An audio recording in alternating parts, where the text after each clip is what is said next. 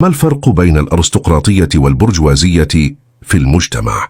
الأرستقراطيون كانوا ملاك الأراضي الكبار الذين يستمدون نفوذهم من نسبهم لا من عملهم، وقد رأى المفكر الفرنسي أليكسيس دو توكفيل أن الأرستقراطية تبنى على التقاليد والثبات والتسلسل الهرمي.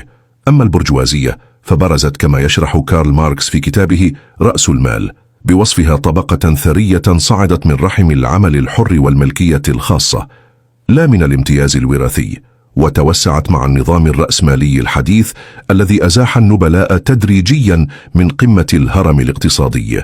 في العصور الوسطى كانت الأرستقراطية تحترم لدمها الأزرق وصلتها بالعرش، أما البرجوازيون فكانوا طبقة عاملة طموحة تصعد بالاجتهاد، لكن مع الثورة الصناعية تغير الميزان.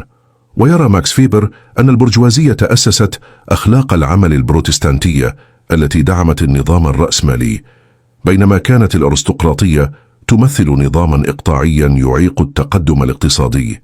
ومع أن البرجوازية ورثت لاحقا كثيرا من مظاهر الأرستقراطية، إلا أن الفرق الجوهري بينهما بقي قائما: الأولى تولد بالسلطة والثانية تكتسبها.